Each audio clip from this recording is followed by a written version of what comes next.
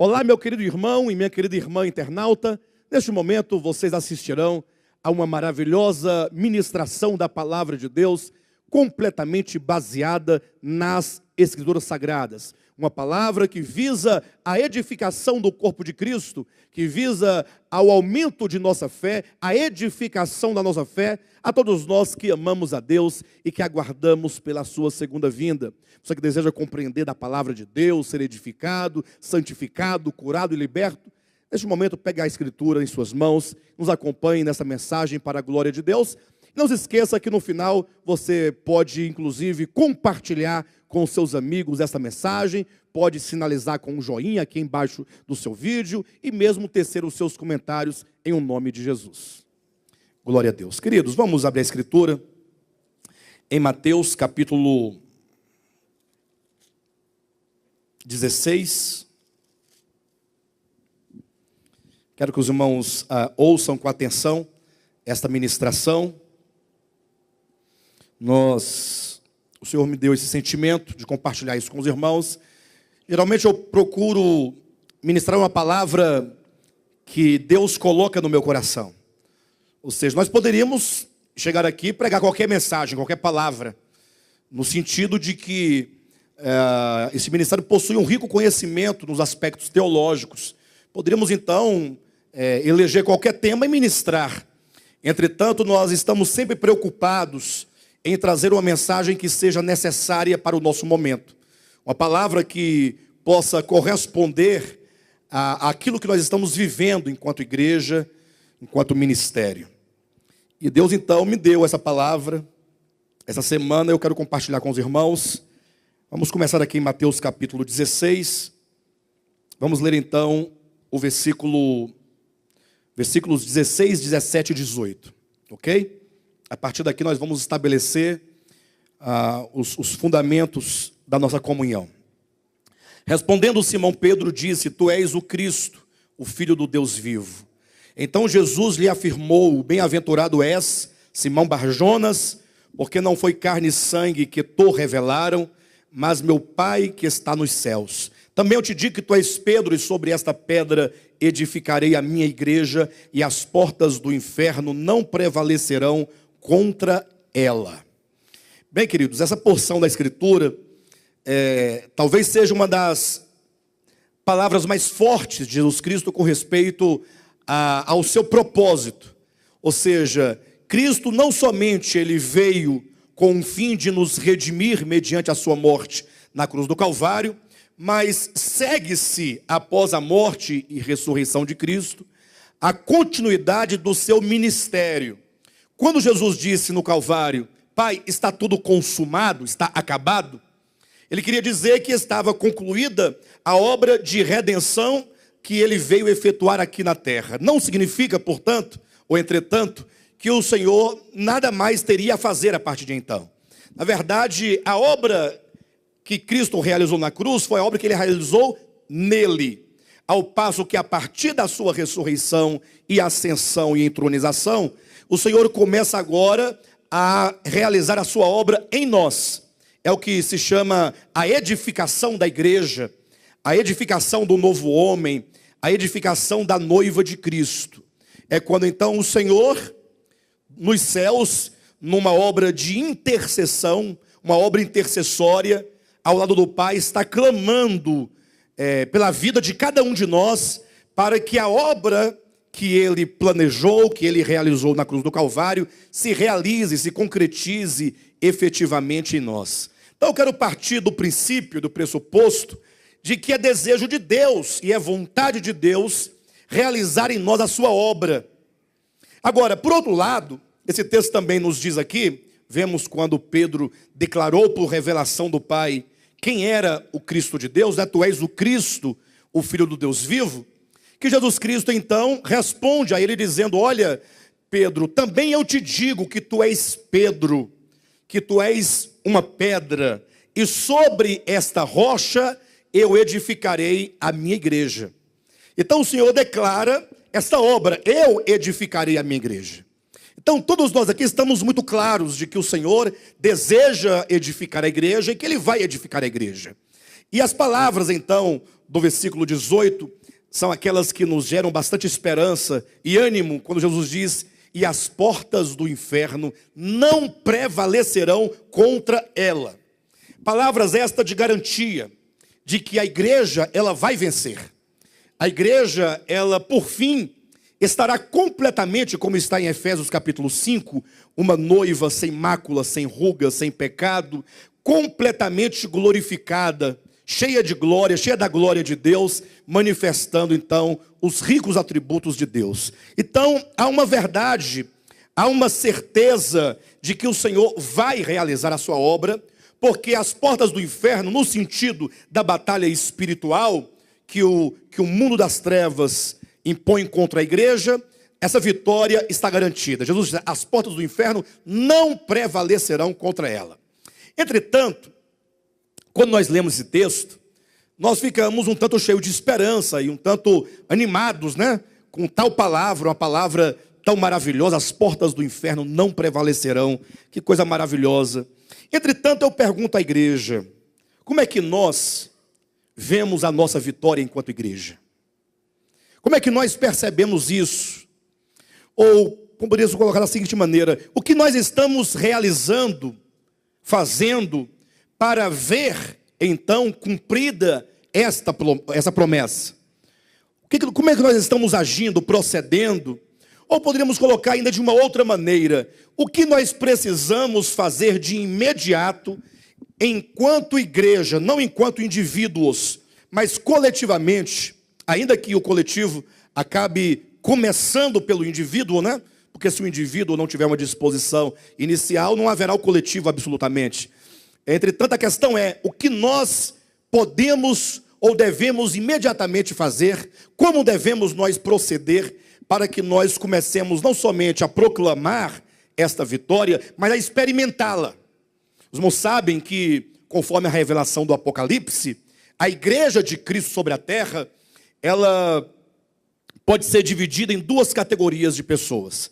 Aquela que o Apocalipse chama de cristãos vencedores, que é uma parte pequena da igreja, é uma parte menor da igreja, que diz respeito àqueles que venceram em tempo hábil, antes do arrebatamento da igreja.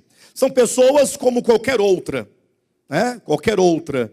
Não são pessoas fantásticas, são pessoas comuns, como você, como eu, mas foram pessoas que entenderam o supremo propósito de Deus, e dentro das suas limitações, essas pessoas então procederam, eles procuraram andar em conformidade com aquilo que Deus havia revelado. Por outro lado, o Apocalipse também fala de um grupo, que é a maior parte da igreja, que são aqueles cristãos não vencedores. Isso não significa que esses não vencedores estarão perdidos, não.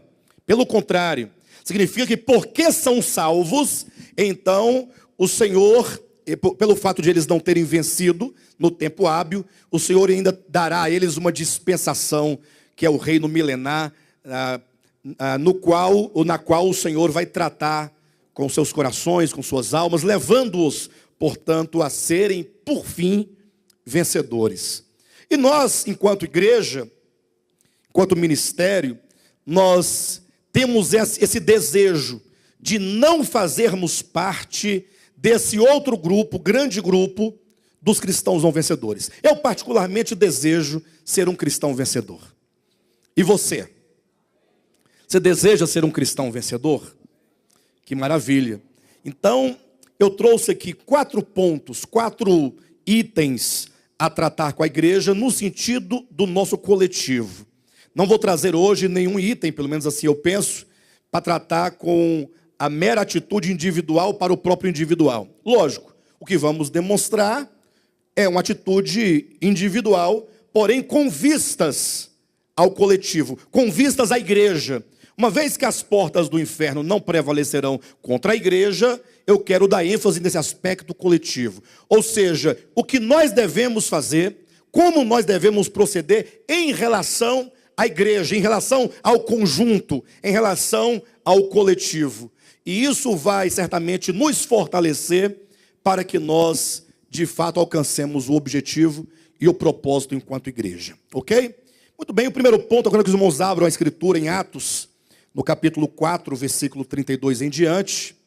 Aqui está o primeiro aspecto que eu quero trazer à igreja, a fim de que, atentando nós para este aspecto, nós estaremos dando os primeiros passos em direção a esta vitória da igreja, a essa edificação da igreja.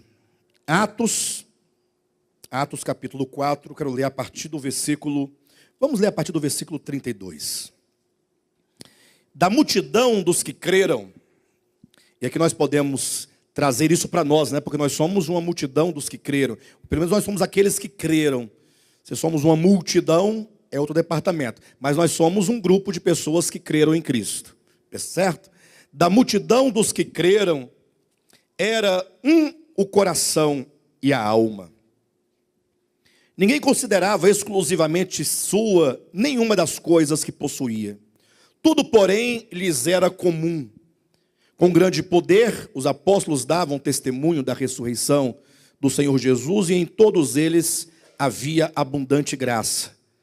Pois nenhum necessitado havia entre eles, porquanto os que possuíam terras ou casas, vendendo-as, traziam os valores correspondentes e depositavam aos pés dos apóstolos.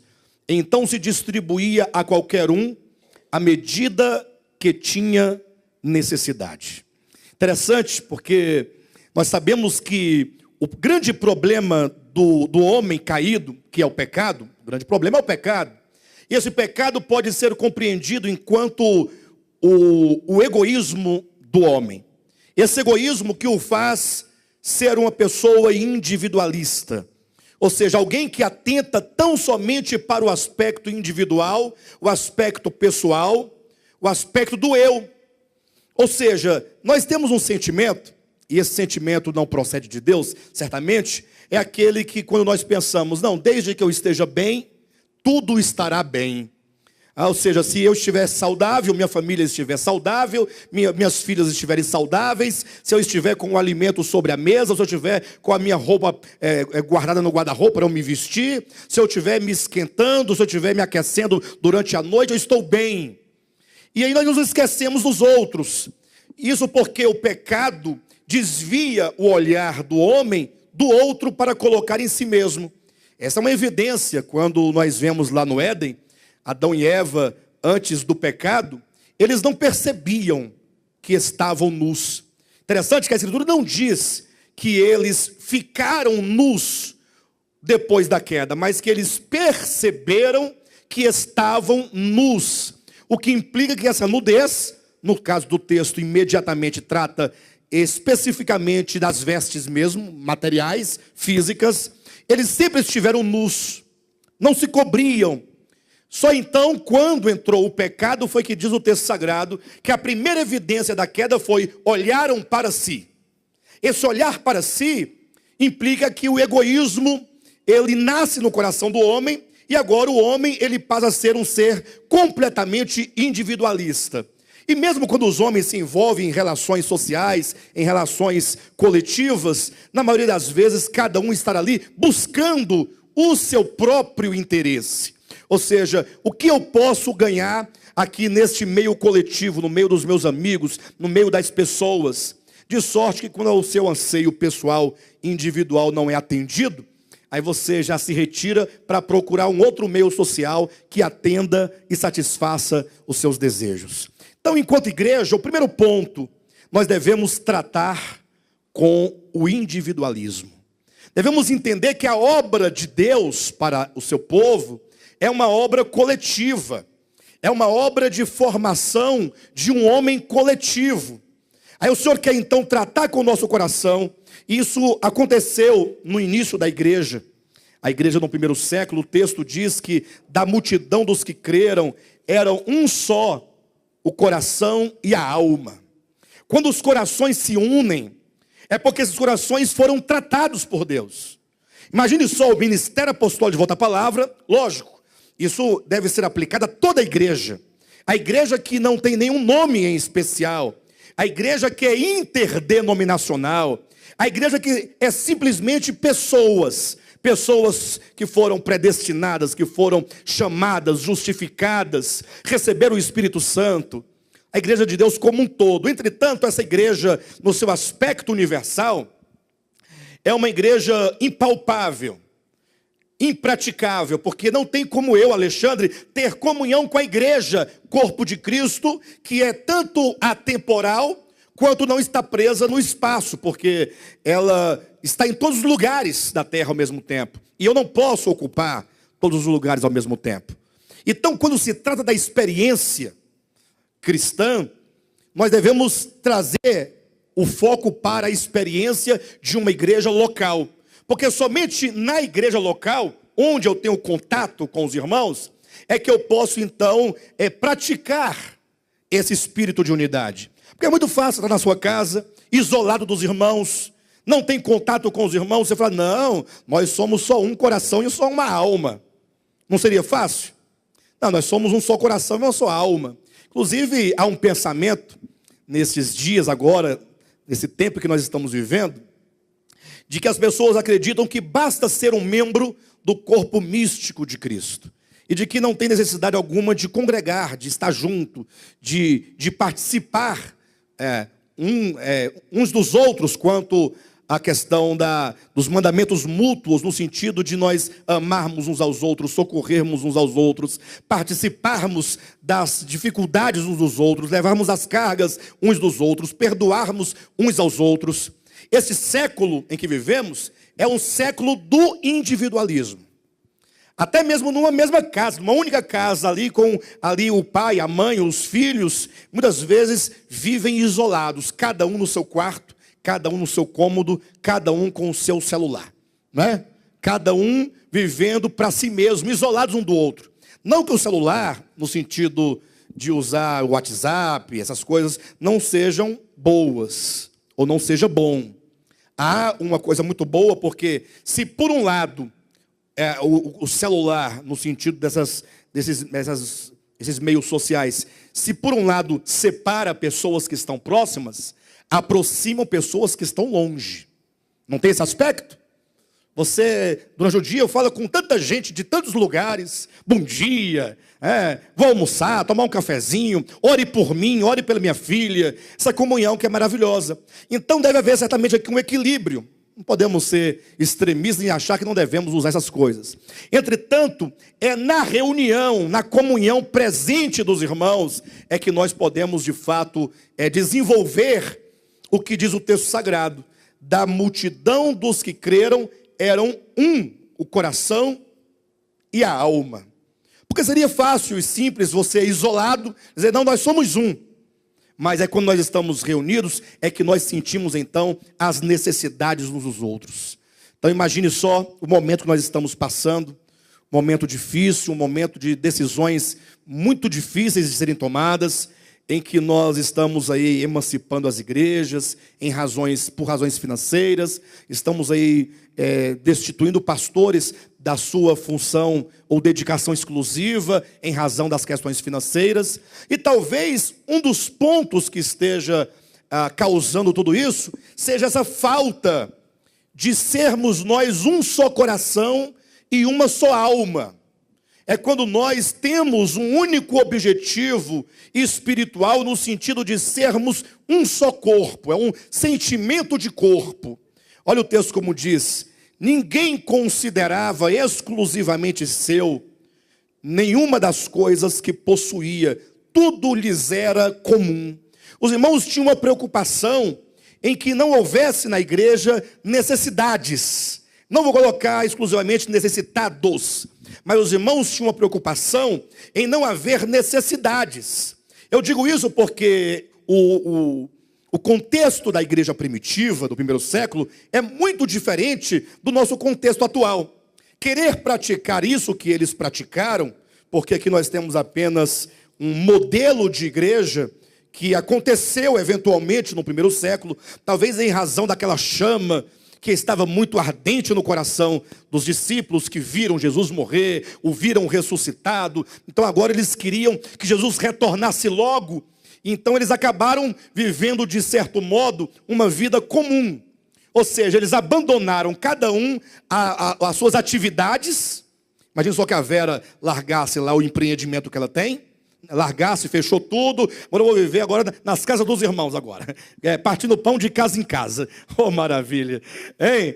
E aí vendesse logo o carro dela e depositasse o dinheiro aos pés dos pastores do De Volta à Palavra. E assim cada um aqui abandonando os empregos e vendendo as propriedades, vendendo as casas, vendendo o que tem e trazendo dinheiro. E aí fazemos aqui uma administração para que não falte nada. Todo dia cozinhando, e nós aqui dentro, orando e cantando, hora do almoço, todo mundo come e tal. Ia chegar um momento que o que aconteceria? Ia acabar o dinheiro, ia acabar a comida, estaríamos todos nós aqui. E agora? Agora, cumpre-se aquele texto que Jesus falou, dias virão em que eles jejuarão.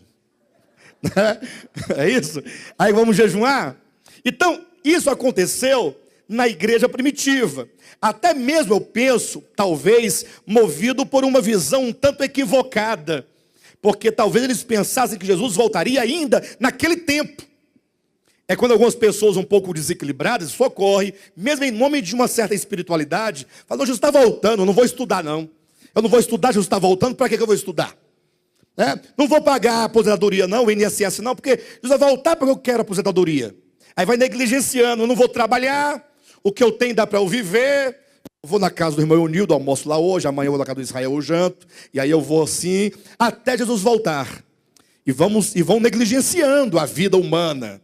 Tem até uma certa frase, que alguém no passado disse, que devemos nós viver a nossa vida humana, como se Jesus fosse voltar daqui a 100 anos. E devemos nós viver a nossa vida espiritual, como se ele voltasse hoje. Ou seja, deve haver aí um equilíbrio. De todo modo, como nós não podemos aplicar exatamente essas palavras ao contexto em que nós vivemos, nós devemos então dizer que a igreja deve ter uma preocupação de modo a não haver necessidades. Nenhuma necessidade. Lógico, havendo necessitados, eles deverão ser socorridos na medida do possível. Evidentemente. E na medida das verdadeiras necessidades, né? Porque às vezes há muita falsa necessidade. Às vezes nós é que geramos as nossas necessidades, quando negligenciamos o dever, o trabalho, enfim. Mas as necessidades da igreja e de ministério são muitas.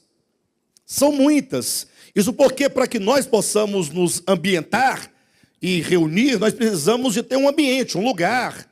A obra de Deus não pode simplesmente ser entregue a nada. Ah, não tem problema não, pastor, se fechar o local, vamos para as casas. Eu falo, para a sua casa? Para a sua casa? Não, para as casas. Para a casa de quem? Para a sua casa? Não, pastor, minha casa é pequena, não cabe ninguém. Aí começa cada um ficar de lado e jogar a responsabilidade para outro. Essa pessoa, que quem pensa deste modo, certamente não deve ter um só coração e uma só alma. Então, tratar com o individualismo é necessário e urgente. Desenvolver um sentimento de corpo, para que nós amemos uns aos outros, cuidemos uns dos outros e, sobretudo, tenhamos um cuidado daquilo que é comum, daquilo que é nosso, porque Deus nos entregou, certamente, uma grande responsabilidade. Esse ministério hoje ele é uma joia rara. Não sei quantos dos irmãos costumam ver os vídeos na internet e ler os comentários. Vocês têm costume de ler os comentários? Que as pessoas postam? Uma vez pessoa de todo lado, todo lugar do Brasil e fora do Brasil, ali comentando sobre esse ministério, a importância desse ministério, de como esse ministério, as palavras desse ministério têm transformado pessoas, têm libertado pessoas, têm curado pessoas. Ou seja, quando eu leio aqueles comentários, eu fico animado. Eu fico mais animado, porque eu falo assim, olha, está funcionando, né? Assim, é lento, mas funciona. Alcançando pessoas. Pessoas, eu pastor, depois que eu ouvi essa palavra, a minha vida foi transformada. Tudo mudou na minha vida. E isso, então, nos traz ânimo, né? Nos traz alegria e vontade de continuar. Mas nós precisamos unir o nosso coração. Quebrar as barreiras, para que nós possamos prosseguir. Do contrário, se não desenvolvermos um só coração e uma só alma, nós não teremos como vencer enquanto ministério. Não terá como. Porque a igreja não é do governo. E também não é minha. E também não é sua. Sua muito menos, né? Eu digo no sentido da responsabilidade. Tá, amados? A igreja, na verdade, não é de ninguém. A igreja somos nós. Nós somos igreja. E desenvolver, portanto, esse sentimento de corpo é extremamente importante, tratando assim com individualismo. Há um outro texto. Abra sua Bíblia em Hebreus capítulo 12. É o segundo ponto. O primeiro é tratar com o individualismo, no sentido de desenvolvermos nós coletivamente um só coração e uma só alma. Este é um aspecto extremamente importante. Inclusive, esses tópicos todos podem ser aplicados até mesmo a uma família. Não é? Hebreus capítulo 12, versículo 15. Atentando diligentemente, porque ninguém seja faltoso, separando-se da graça de Deus, nem haja alguma raiz de amargura que brotando vos perturbe, e por meio dela muitos sejam contaminados. Interessante que aqui fala sobre raiz de amargura, que brotando no meio da igreja possa perturbar a paz da igreja. É certo que esse texto está falando que o que ele chama de raiz de amargura são pessoas. São pessoas. Olha o texto.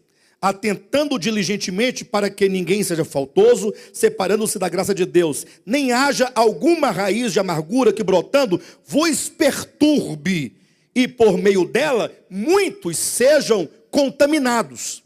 Então ocorre geralmente quando existe esse caráter de convivência, de relacionamentos.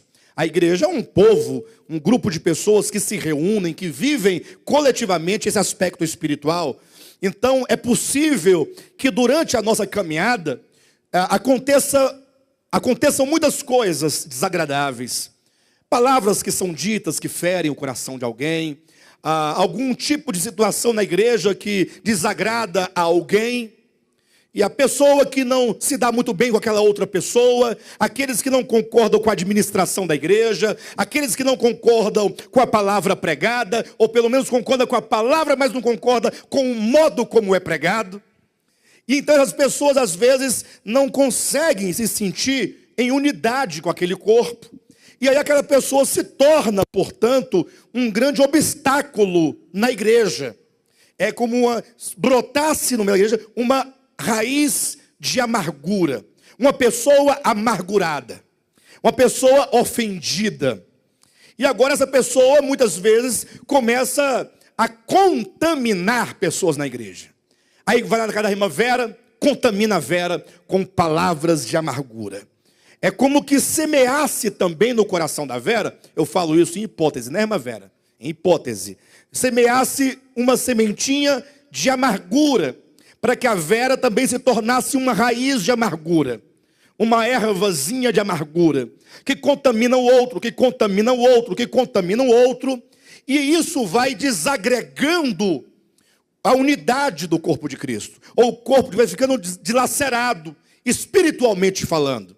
Nós poderíamos ter aqui 1000 pessoas, todas sentadas uma ao lado da outra, cantando numa só voz, na hora do louvor. Mas a unidade espiritual, ela não está exatamente para esse aspecto formal, exterior, e sim para os corações. De modo então que é preciso que se trate com as amarguras. Quantos anos você está aqui nesse ministério? Quantos anos você se encontra conosco? Ah, pastor, há bastante tempo. Eu estou aqui há 5 anos. Fala, não, eu estou aqui há 12 anos. Outro fala, não, eu estou aqui desde o início, são 16 anos, estamos entrando para os 17 anos. Sim, e como é que está o seu coração? Como é que está o seu coração? Você está em paz? Você está feliz? Você se sente realizado? Suprido? Ou será que você é uma raizinha de amargura, que só vem aqui para passar raiva? E o pior é que vem para passar raiva e não para de vir. Essa é a verdadeira raiz de amargura. É aquela que não deixa de vir e só vem para passar raiva. Sai daqui bufando de raiva, de ódio, de novo. O pastor falou aquela palavra, de novo. Aí vai colocar defeito na música. É porque compraram agora um som novo. É porque não taparam os buracos do teto. É porque agora tem máquina para passar lá. Agora tem máquina. É lógico, raizinha de amargura, que tem máquina. É lógico. Mas é lógico que tem máquina. Inclusive, você não vive sem a máquina. Você não gosta da máquina e não vive sem ela. Você tem que passar seu cartãozinho no mercado. Porque a máquina, o cheque e o dinheiro só são meios. No final, tudo é a mesma coisa. Qual é a diferença de você pagar algo, ou seja, ofertar ou pagar algo em algum lugar com o dinheiro em espécie, ou você passar o cartão e a espécie que está no banco e para a conta do outro? Qual que é a diferença, raizinha? Não, qual que é a diferença? Isso é uma bobagem sem limite. É uma bobagem sem tamanho. E tem mais, vai acostumando com as maquininhas, porque vai chegar um momento em que você vai ter que ter o chip na mão. É na mão, na testa. Não vai ter como correr. Não vai ter como correr. Na verdade, as coisas andam com uma velocidade tão grande que essas coisas físicas vão ficando obsoletas. Hoje nós não temos mais ficha telefônica. Não é verdade? A ficha foi suplantada pelos cartões. Imagina só quando chegou o cartão de orelhão. O Nivaldo sabe muito bem disso, né, Nivaldo? Cartão de orelhão, que coisa, que tecnologia, né? Um cartãozinho, olha, fazia uma leitura, ia baixando os créditos. Você lembra? No orelhão? Que maravilha. Inclusive, até hoje o orelhão também é obsoleto. Raramente alguém precisa de um orelhão. Raramente. Ainda precisa, mas é difícil. Foi então que aquele cartãozinho, aí veio o celular, aí tinha que pegar, raspar, né, Nivaldo? Raspar lá o cartãozinho para colocar, inserir os créditos no celular. Depois veio a maquininha. E o Nivaldo também conhece as maquininhas da GetNet, né, Nivaldo? Não fala isso não, que ele chega arrepia. A tecnologia vai mudando, as coisas vão mudando. Até o uso de cheque hoje é muito raro também. A pessoa tem um talão de cheque, dura a vida quase toda. Dá um cheque aqui, outro lá, porque vão passando essas coisas. Mas a raiz de amargura, ela não pensa assim. A raiz de amargura, ela quer um pretexto para manifestar o seu egoísmo, para manifestar a doença do seu coração, que não alcançou um cargo na igreja. Não alcançou um cargo. Agora, por exemplo, o Vinícius, lá em Goiânia, ele vai ser estabelecido pastor da igreja, do ministério. E nessas ocasiões de estabelecer, é sempre muito complicado, porque logo alguém fala assim, engraçado, o Vinícius vai ser pastor, e o Eudes, que está lá primeiro do que ele, e que já é cooperador ordenado, inclusive, não vai ser. Por quê, pastor? Aí vem a raiz de amargura. Ué, não vai ser simplesmente porque não é. Não é como? O Vinícius vai ser ordenado porque ele já é pastor. Porque ele já apacenta. Porque ele já cuida. Porque ele já se preocupa. Porque ele trabalha. E se ele não for ordenado, ele vai continuar sendo. Porque ele é. Então a igreja não torna ninguém pastor. A igreja apenas reconhece. Olha, irmãos, nós reconhecemos que este irmão é pastor por chamamento divino. E se nós nunca reconhecermos, ele continuará a ser. Não importa. Enquanto tem outros que são ditos pastores reconhecidos e não são. Leva o nome porque um dia diz que foi, mas não é, não apacenta, não cuida, não se preocupa, não ora, nem congrega direito. Mas disseram que é, então ele é. Aí fica aquela, como é que é seu nome? Pastor fulano. Não, quando perguntou meu nome é Alexandre. Prazer. Aí o bispo Alexandre, não, você perguntou meu nome. O meu nome é Alexandre Rodrigues de Lima. No meu nome não tem bispo nem pastor na frente, não tem. Alexandre. Então não receie de me chamar de Alexandre, não tem problema nenhum. Tá bom? Bem, mas o problema da raiz de amargura, e às vezes você talvez não seja aquela raizona de amargura, mas essa é uma raizinha de amargura, que ainda que você não contamine ninguém, mas você é o contaminado, é aquele triste. estou aqui por causa da palavra. Só. E é porque não encontrei outro lugar. Mas está aqui. Triste. Porque naquele dia o pastor Alexandre falou isso. Fez isso. Procedeu daquela maneira. Mas é assim que nós queremos vencer? É deste modo? Qual que é o sentido disso?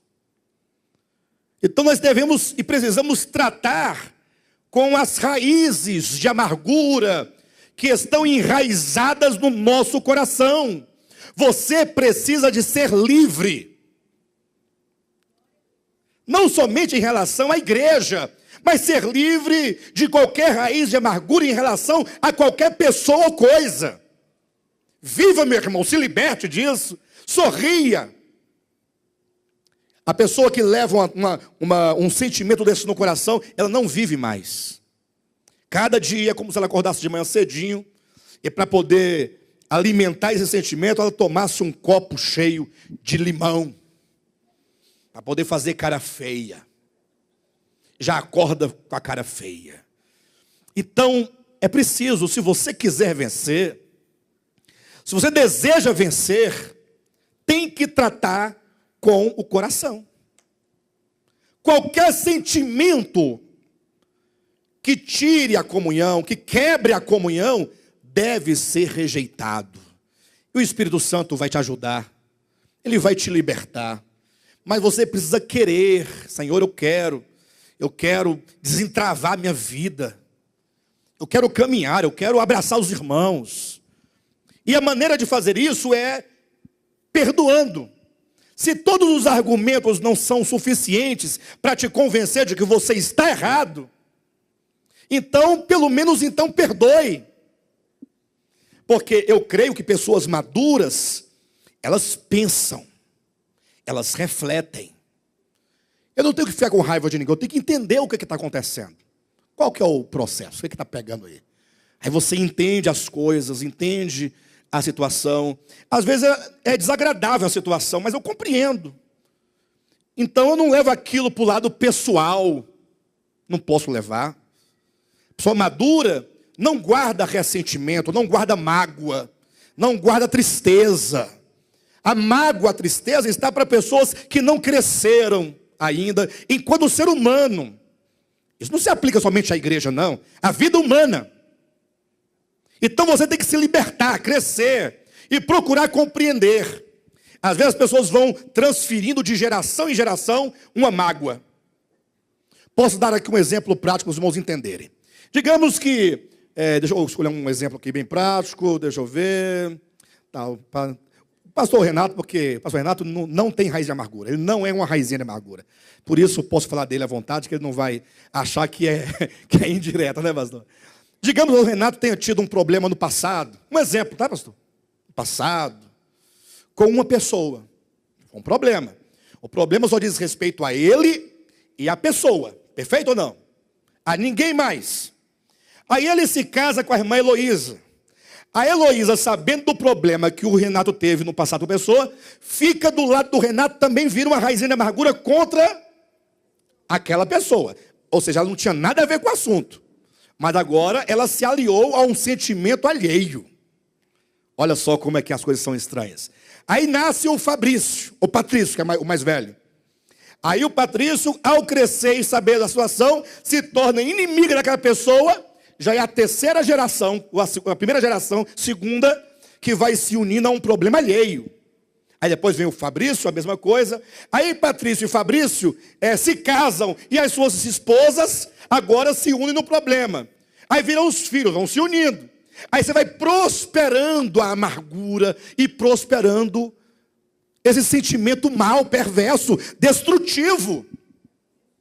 Então, ensinem seus filhos. Meu filho, olha, não seja inimigo de ninguém.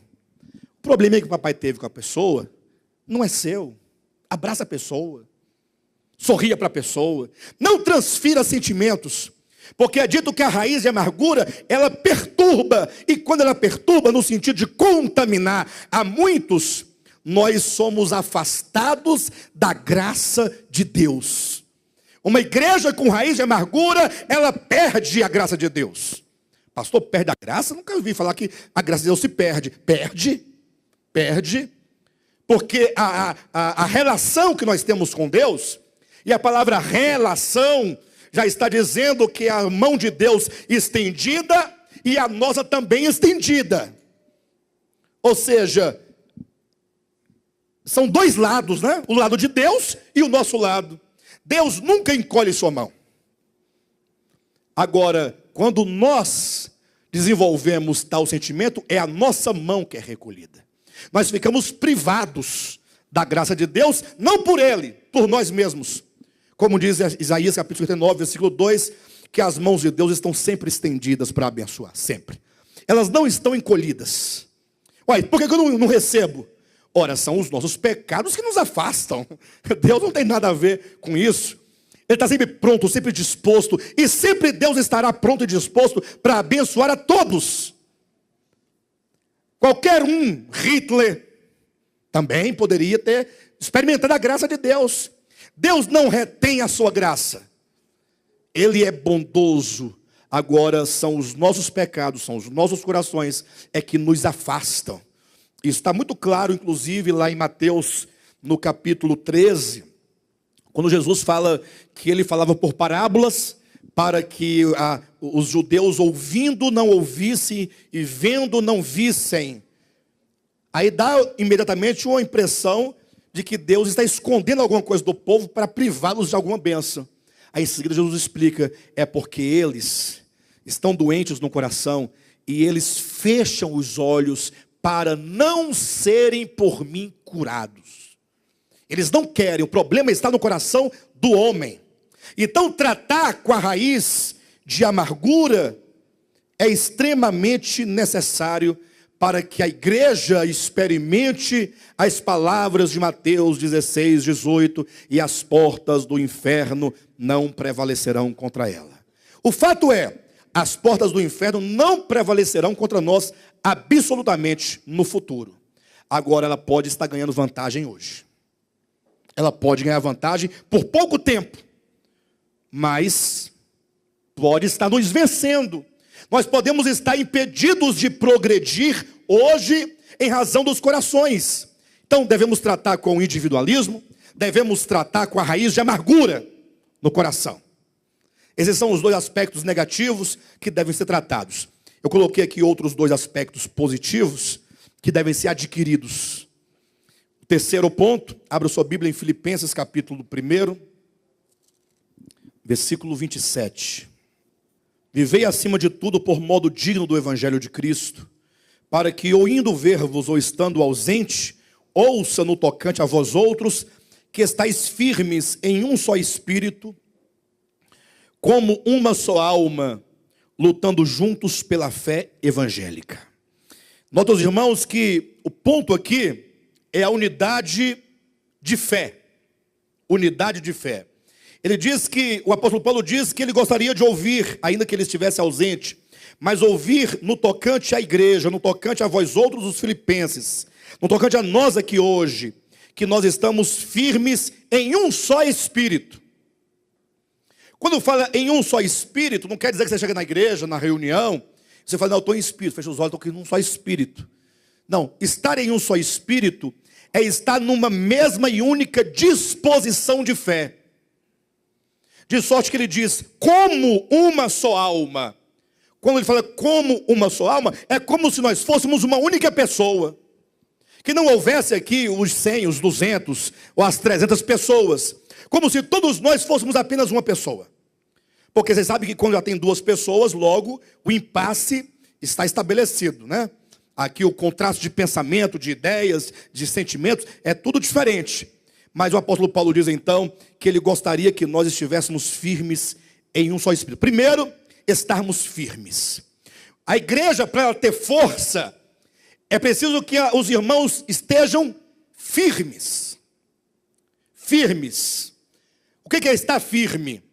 Significa que você está estabelecido numa base sólida de fé. Ou seja, aquilo em que você crer, aquilo que o teu ministério prega, não por Desculpe, mano. Por corporativismo. Não. Como se, não, eu tenho que acreditar e concordar porque nós somos um povo só. É nossa igreja. Não. Nós somos um só povo porque o nosso coração está unido numa mesma disposição de fé. Aquilo que eu acredito, vocês acreditam, e todos acreditam em unidade. Estar firme é não ter um coração que vacila, um coração que duvida, um coração que fica ali olhando, pensando, será que é isso mesmo? Eu acho que não é bem assim não. Pessoas assim, no meio da assembleia, enfraquecem. Para a igreja ser forte, é preciso que toda a assembleia esteja firme no fundamento da fé. E isso por meio de estudo da palavra. Você ouve, você verifica, você lê, e você então, ao perceber a verdade pela Escritura, então você coloca aquilo no seu coração. Eu creio. Eu creio. E olha, irmãos, que crer de maneira firme é uma coisa muito difícil hoje em dia. Crer, eu creio. Crer absolutamente, crer em verdade. E aquilo está dentro de você e não permite que você se leve, ou seja levado de um lado para o outro. Não. Você está firme. Para tanto, você tem que ouvir, você precisa entender o que está sendo dito e precisa verificar na Escritura. Muitos, infelizmente, não atentam para a questão da doutrina. Muitos gostam da igreja, não, porque essa igreja me recebeu bem, essa igreja não grita muito, essa igreja tem um louvor bonito, ou pelo menos razoável. Essa igreja não faz aqueles apelos, fica constrangendo a gente. Quem quer aceitar Jesus, aí vem um irmão levantando minha mão sem eu querer, com aquelas ameaças, vai para o inferno. Seja boa. Aí fica sentadinho aí, porém, nunca atenta para a verdade pregada. Não tem o interesse de compreender a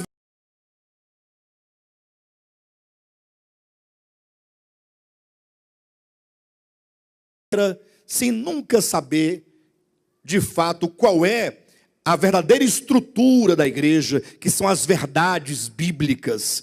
Conforme o próprio Paulo disse, que a igreja é coluna e baluarte da verdade. Então, há uma verdade sendo pregada, sendo ensinada, que deve ser conhecida. Aí você conhece a verdade, e aí você se firma nessa verdade. Eu estou firme. Interessante que, quando se trata do engano, como que o engano, ele tem uma força muito grande. O engano é muito forte. Eu olho, por exemplo, assim, para um adventista do sétimo dia. A vida pode estar toda esculhambada, mas ele é firme na fé dele. Ele é firme. Você pode fazer o que quiser, mas não fala do meu sábado, não. Nem do meu porquinho, não. Nem do meu cafezinho, nem da minha Ellen Whitezinha. Não fala, eles têm aquilo, a vida deles está ali. Toda a vida está ali, naquelas supostas verdades. Os TJs também são assim. Para eles, minha filha, eles são o povo eleito de Deus, o único povo que tem a verdade, os TJs. A igreja do véu, misericórdia. O assembleano é meio fraco, assim. Agora, os batistas também são firmes também. Geralmente, igreja que tem teologia. Igreja que tem teologia. Que se preocupa com estudo. Adventista, ela estuda bastante as doutrinas deles. Tanto é que a pessoa se batiza depois que faz um curso. Não batiza antes não. Já fez o curso, seminário de Henrique Berg? Não, vai fazer. Tem que fazer lição por lição, ponto a ponto. No final, agora você recebe o batismo. A igreja batista também tem estudo teológico. A batista tradicional, histórica. Não é batista Nova Jerusalém, batista Filadélfia, não, nada disso. Batista alguma coisa não é batista. Batista tem que ser batista. Batista. É renovada. Não, já não é batista mais, é outra coisa. Levou o nome batista porque o batista é forte, o nome é forte. A pessoa quer um nome para atrair, mas no final é fraca. A Assembleia de Deus também é fraca porque não tem teologia. Tem, os líderes maiores, a igreja é língua estranha, é profecia, é fogo, cura divina, anjo na igreja passeando com rolo na mão. Fraco, fraco, um povo fraco teologicamente, por isso que eles são mais vulneráveis ao engano de outros enganos. Agora, vai converter um TJ para você ver. O que tem de assembleiano convertido aos TJ são muitos. Ora, e quantos TJ aqui? É mais difícil. É mais difícil. Então, o engano faz as pessoas ficam firmes, elas acreditam naquilo, entregam a sua vida para aquilo. Agora, a verdade, ela é um pouco mais complexa. Já percebi isso há bastante tempo, como que a verdade, para consolidar pessoas, porque a verdade ela é muito árdua, e a verdade te dá uma liberdade tremenda, e o homem gosta mesmo de cativeiro, quanto mais preso, quanto mais amarrado, quanto mais ameaça, quanto mais sofisma. Sabe por que às vezes nós nos enfraquecemos? Porque falamos, Jesus, Ele morreu por você, e a morte de Cristo te garante a salvação. Aí você fica, então está garantido, né? Agora quer ver manter a pessoa no cabresto do capeta? Olha, se você vestir essa roupa, você vai para o inferno. Porque Deus tem me falado e me mostrado. Aí a pessoa fica com medo do inferno. Aí a pessoa fica no cativeiro dela. Ela fica firme pelo medo. E aí os pastores desenvolvem um bom discurso. Agora, quando liberta, a pessoa fica mais folgada. Mas a Escritura nos orienta dizendo, olha, nós precisamos de estar firmes.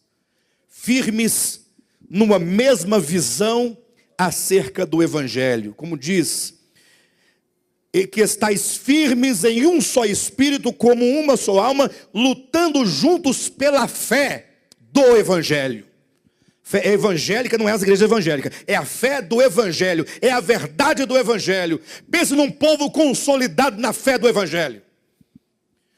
O Israel crê na palavra, ele crê nas verdades, ele entendeu a soberania de Deus, ele entendeu a redenção, o amor de Deus, ele entendeu a igreja enquanto corpo de Cristo, ele compreendeu a segunda vinda de Cristo, e ele compreende as verdades, e isso agora é o que o faz caminhar segundo esta verdade.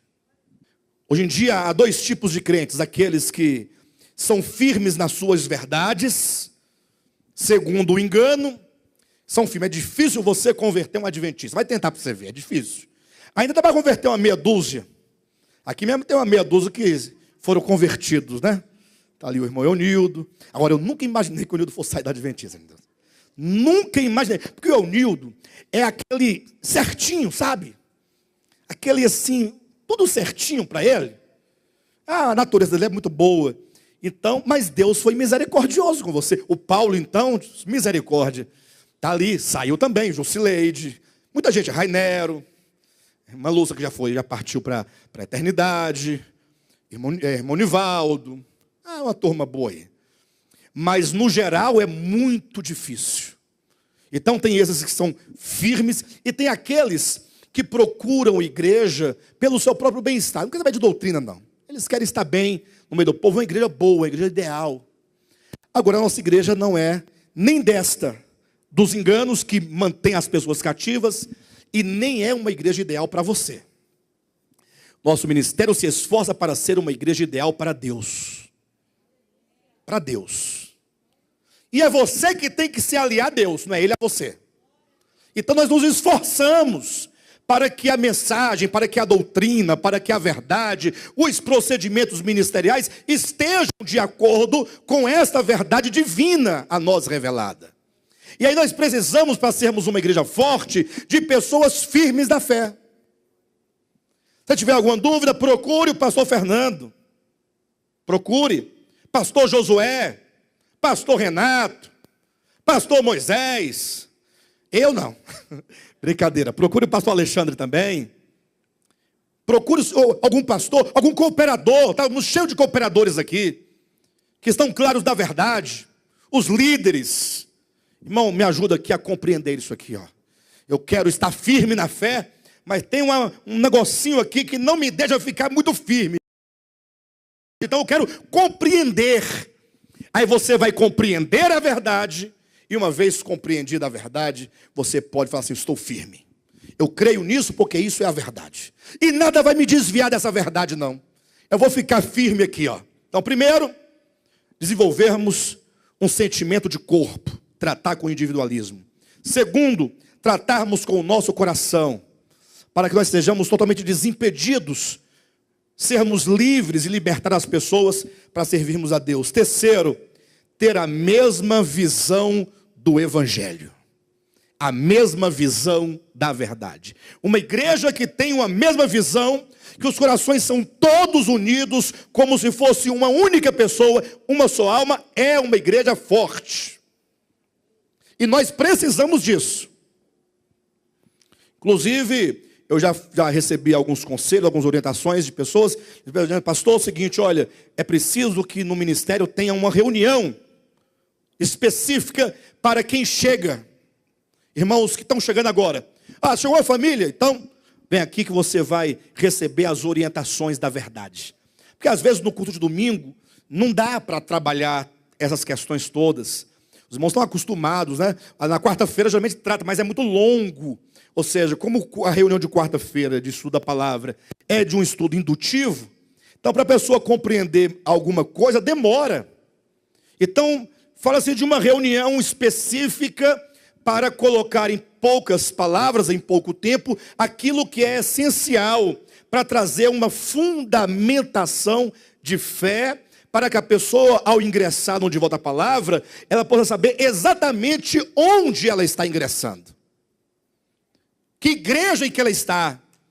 Porque as pessoas, às vezes, saem da sua igreja, é uma boa vontade, tranquilidade, aí se mudou para o predinho aqui da frente, aí fala: tem uma igreja pertinho de casa, que maravilha, na frente da minha casa tem uma igreja, aí vem para cá, aí fica feliz, sentado, a igreja vem da minha casa, mas você não sabe onde que você está entrando, você não tem ideia onde você está entrando. Inclusive isso é muito perigoso, não é não? Você vai entrando sem saber de nada, vai que, né? Vai que a igreja é do capeta. Não tem muita igreja do capeta. Tem, gente. Mas do diabo do pastor dele. A igreja fez a igreja dele, ele é o capeta. Doutrina errada, doutrina equivocada, doutrina mentirosa, doutrina diabólica, doutrina para tirar dinheiro do povo. Então tome cuidado. Congregar é coisa séria. Porque congregar é colocar o seu coração, a sua vida, a sua família para ser conduzida. E para onde vão conduzir sua família? Então é preciso, e se Deus nos abençoar, logo, logo nós vamos providenciar esse tipo de reunião para poder receber os irmãos novos que chegam, seja aquele que é o novo convertido, ou seja aquele que veio de outra igreja, de outra denominação para esta. Tá bom? Glória a Deus. E o quarto e último ponto, eu coloquei tratar com individualismo, tratar com as raízes de amargura, ter a mesma visão do Evangelho. E quarto, quero que os irmãos abram em Efésios, capítulo 3. Vamos lá, quarto ponto, e o último, que é o mais importante de todos.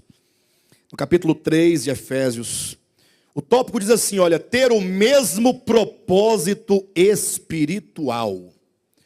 Tratar com o individualismo foi o primeiro. Tratar as raízes de amargura é o segundo. Ter a mesma visão do Evangelho é a terceira. E o último e quarto e mais importante ponto é termos todos um mesmo propósito espiritual. Pastor, que propósito espiritual é esse para que eu possa saber se eu estou desenvolvendo esse mesmo propósito ou não? É o que está em Efésios 3, do 14 em diante. Por esta causa me ponho de joelhos diante do Pai, de quem toma o nome toda a família, tanto no céu como sobre a terra. Então, nesta epístola aos Efésios, salvo engano, por 2 vezes, o apóstolo Paulo ele diz que ele orava pela igreja. Ele orava para que a igreja alcançasse algum propósito espiritual que aqui ele relata.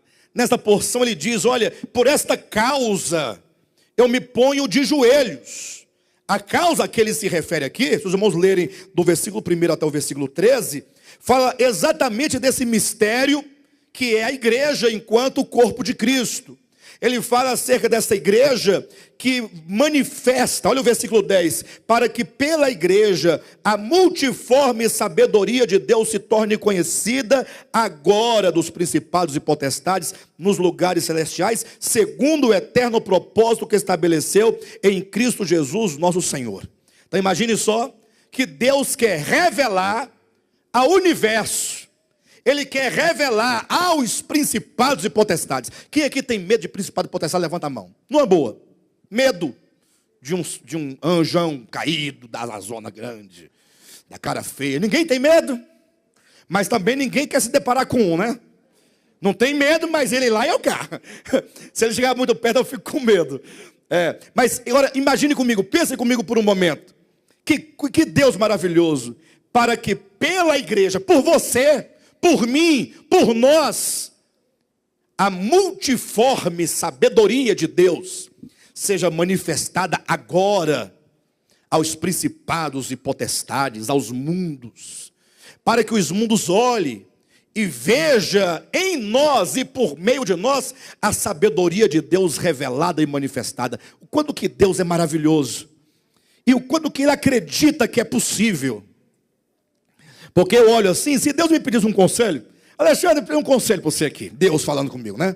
Um conselho, para você me orientar, que eu não estou muito claro. O que você acha de eu revelar aos principados, potestades, a minha sabedoria por intermédio da igreja? Eu diria, ó Senhor, eu quero ser sincero para o Senhor. Você pode até conseguir, mas vai ser difícil. Porque o povinho atribulado é a igreja. Não, mas não é? Não. Eu falaria assim, Senhor, não tem como você revelar por meio de dos anjos, dos arcanjos, os querubins, ou sei lá, mas porque esse povo aqui é terrível. Nós somos terríveis, enquanto seres humanos, mas Deus não, Ele sabe quem você é, Ele sabe quem você é, mais do que você mesmo sabe sobre si mesmo. E Ele já sabia antes de você nascer. Deus não te escolheu, nem te chamou por engano, não. Ele chamou você sabendo exatamente que você é isso aí. Por isso que nós não podemos desprezar nenhum irmão, por nenhum motivo. Não é porque esse irmão aí não, mas então você vai ter que falar com Deus, foi Deus que chamou. Ou você vai dizer que Deus não chamou a irmã Edna? Hein, pessoal? Não, a irmã Edna Deus não chamou, não. Chamou o pastor Renato. Já a irmã Heloísa, eu não tenho certeza. Eu tenho minhas dúvidas. Ora eu penso que chamou, ora eu penso que não chamou. O pastor Renato, ele é bonitinho, ele é rosinha, né? Cabelinho branquinho, aquele sorrisinho assim, de mineiro. Eu até penso que ele não tem pecado, pela carinha. Agora a mulher dele não me engana. Não me engana, irmã Luísa. Brincadeira, tá, irmã? Não podemos desprezar ninguém. Agora estamos com uma história aí de igrejas de homossexuais. Ué, onde é que vai parar isso? Agora tem a igreja do linguarudo, a igreja do mentiroso, a igreja do que compra e não paga. Cada um vai querer colocar a sua própria igreja. E você esquece que todos nós somos todos iguais diante de Deus. Todos são iguais. Mas tem um sentido. Você pode até discordar da igreja dos homossexuais. Mas eles estão fazendo isso porque não foram aceitos nas igrejas dos crentes. Porque os crentes são bons demais, irmãos. Os crentes são uma belezura. São tão santos que é capaz que nem Jesus pudesse congregar com eles. Porque eles não aceitariam quem toma vinho e Jesus vivia nas festas. E não é conversa minha, não. Era o próprio povo que dizia, olha lá o beberrão e o glutão lá. De dia está pregando, à noite está na casa de Mateus, no banquete. Depois está na casa de Simão, no banquete. Quando não tem banquete, não está no meio das prostitutas e dos publicanos. Mó farra. Não estou falando, eu estou mentindo. Os escribas e fariseus não aceitavam Jesus na congregação deles, enquanto alguém, não. Como hoje em dia também. Então, Deus, ele sabe exatamente o que é a igreja, ele sabe. E ele determinou então, por meio de nós, manifestar a principados e potestades, agora, a multiforme sabedoria dele. O universo conhecer os vários aspectos de Deus, os vários atributos divinos. Já pensou? Olhar para a irmã Silvia e ver atributo divino? É uma obra divina, né? Muito divina. É verdade, irmã Silvia. É verdade. Olhar para a Neide, né, Neide? E ver Deus. Mas Deus fará. Deus fará. E Deus confia, não em você, Ele confia em si mesmo. Ele sabe que Ele vai fazer isso. Ele vai quebrar nós no meio, todo jeito. Meio de circunstâncias. É o amor de Deus que é grande e não desiste. Porque o amor humano desiste. Tentei, não deu certo, não quero mais, não dá, parei. O amor de Deus fala, não, eu já sabia que você era assim. Você não me surpreende. Você não pode surpreender a Deus. Que maravilha, né? Deus não se espanta com você, Ele sabe. Por isso que Ele deseja fazer isso. Agora, no 14 em diante, então, Ele fala, por esta causa. Qual causa? Esse chamamento da igreja dos gentios, que é o mistério, para revelar por intermédio da igreja essa multiforme sabedoria. Então, Paulo diz, eu me coloco de joelhos por esta causa, a causa do mistério, a causa de a igreja que será glorificada e vai manifestar a Deus para o universo. Então, há uma causa que é esta, e ele diz então, para que segundo a riqueza da sua glória, porque este é o meio pelo qual, este é o meio pelo qual ele vai cumprir o que ele quer. Por esta causa, qual causa? Versículo 16, para que ele se colocava de joelho orando, para que, segundo a riqueza da sua glória, vos conceda que sejais fortalecidos com poder, mediante o seu espírito no homem interior. Então, Paulo diz, olha, é preciso que a igreja seja fortalecida, ela não poderá cumprir o supremo propósito de Deus, conforme os versículos 10 e 11 e 12, se ela não estiver cheia do poder de Deus, mediante o Espírito Santo habitando em nós. Que nós nos enchamos, né? Venhamos nos encher, versículo 16, no homem interior, sejamos fortalecidos com poder, mediante o seu Espírito no homem interior. E assim, deste modo, habite Cristo no vosso coração pela fé, estando vós arraigados e alicerçados em amor. Então, vira e mexe, não adianta. Só vai cair no amor. O amor é o vínculo da perfeição. O amor é o alvo, é o fim de tudo. De modo então que ele fala de pessoas fortalecidas com poder do Espírito Santo no homem interior, Cristo habitando no nosso coração, e a consequência, portanto, desse habitar de Cristo, desse poder do Espírito Santo em nós, é exatamente que nós possamos estar arraigados em amor. Não é arraigados no amor, como se o amor fosse uma base e nós enraizados no amor. Não, para que estejais arraigados, aqui é uns nos outros. Não somente nós temos agora um só coração, uma só alma, mas para que nós estejamos arraigados e alicerçados em amor. O amor é o que faz com que nós sejamos todos arraigados, enraizados uns nos outros, em amor. Todos nós, neste amor divino. E o versículo 18 então, diz assim, a fim de poderdes compreender. A fim de poderdes compreender. Olha, a fim de poderdes compreender. Ou seja, é preciso que nós estejamos tomados do poder do Espírito Santo no nosso homem interior, habitando Cristo no nosso coração, a fim de que nós estejamos arraigados e alicerçados em amor, a fim de poderdes compreender. Diga para o seu irmão ao seu lado: você precisa compreender. Aí você responde assim: já compreendi tudo. Diz para o seu irmão: eu estou aqui desde 1999.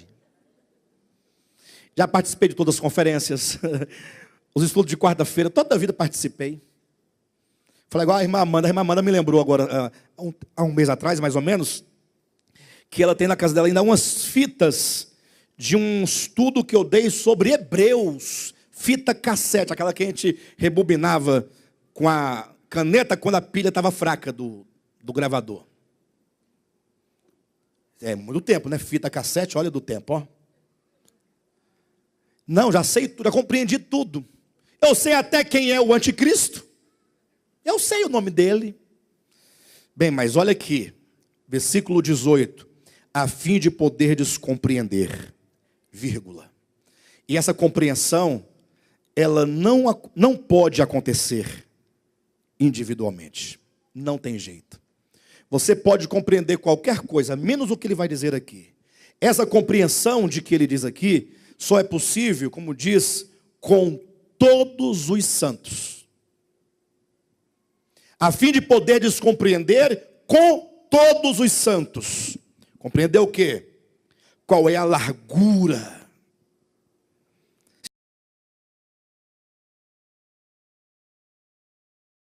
Compreender qual é a largura.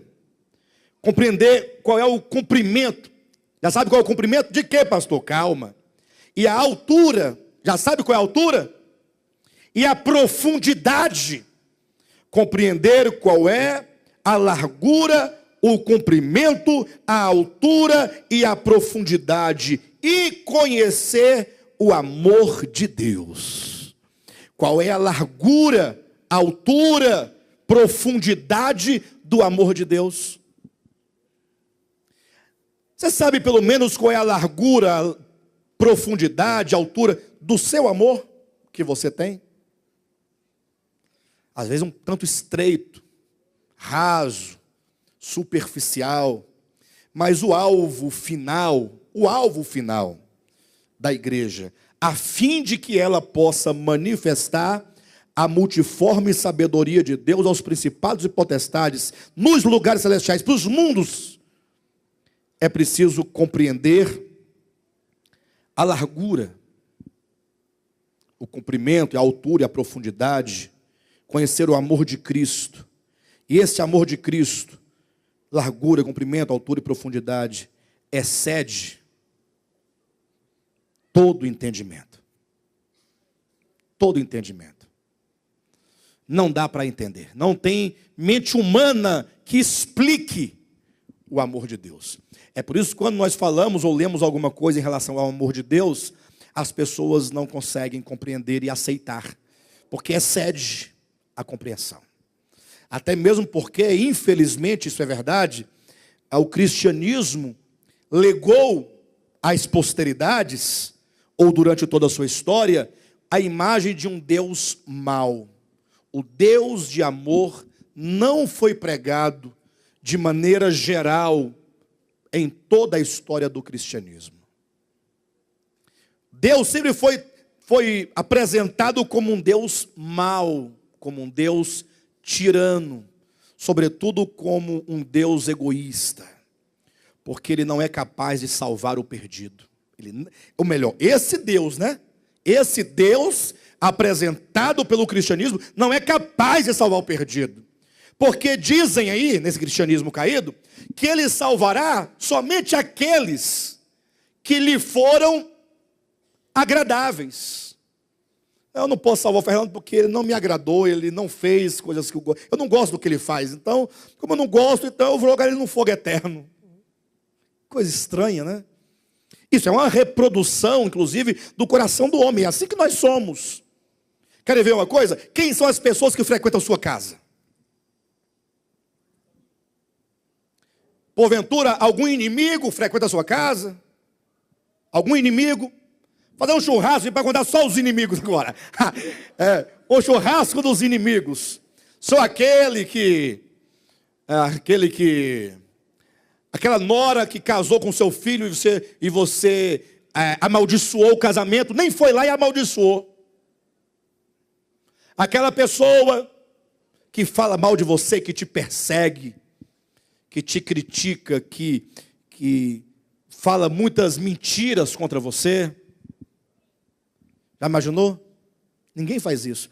As pessoas que frequentam nossos ambientes, nossa casa, são aquelas pessoas que nós gostamos e que supostamente elas gostam de nós, naquela relação de puxação, não é?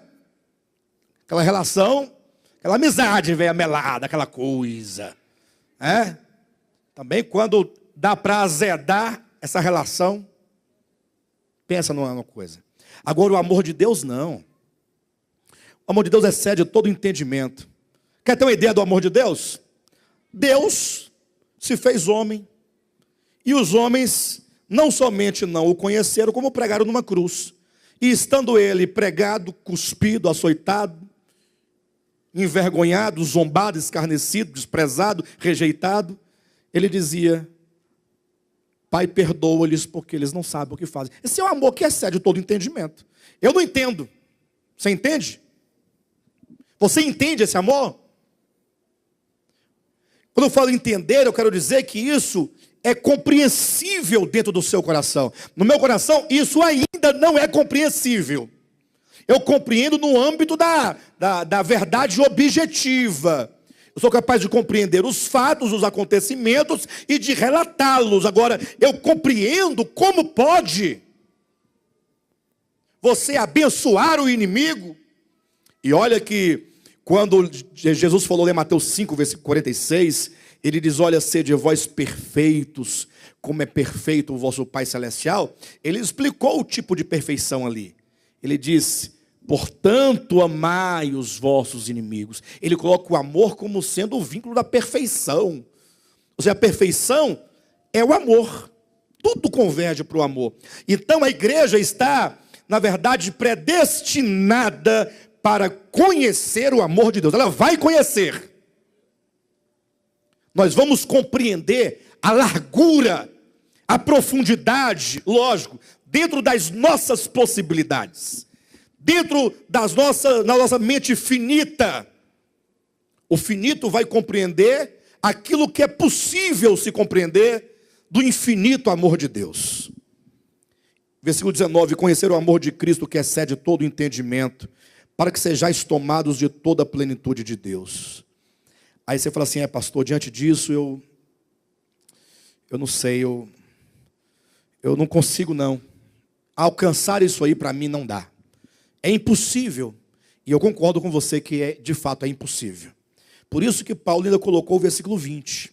Ora, aquele que é poderoso para fazer infinitamente mais do que tudo quanto pedimos ou pensamos, conforme o seu poder que opera em nós.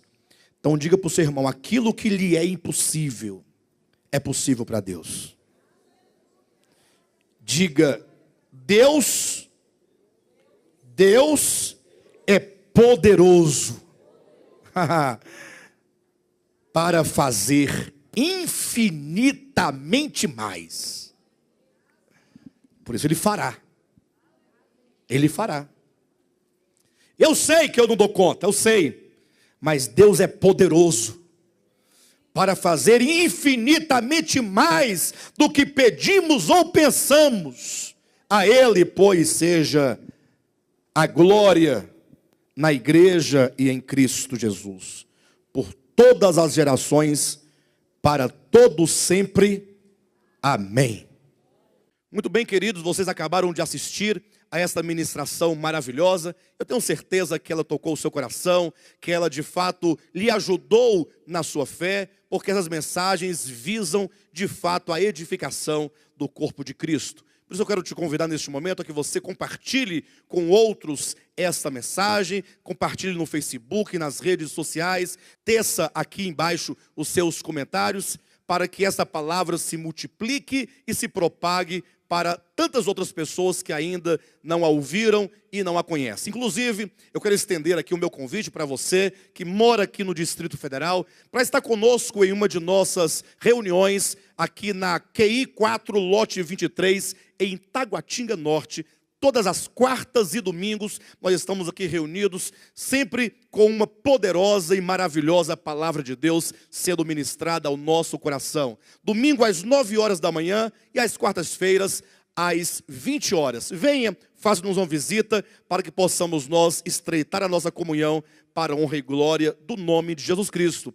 Há também a nossa igreja em Guarulhos, São Paulo, a nossa igreja em Planaltina, Distrito Federal, e também a nossa igreja em Goiânia. Consultando o nosso site, devoltapalavra.com, vocês terão acesso aos endereços, aos dias de cultos e mesmo os contatos com os respectivos pastores para a glória de Deus. Vamos juntos lutar pela fé cristã, pela fé do Evangelho, para a glória de Deus. Amém.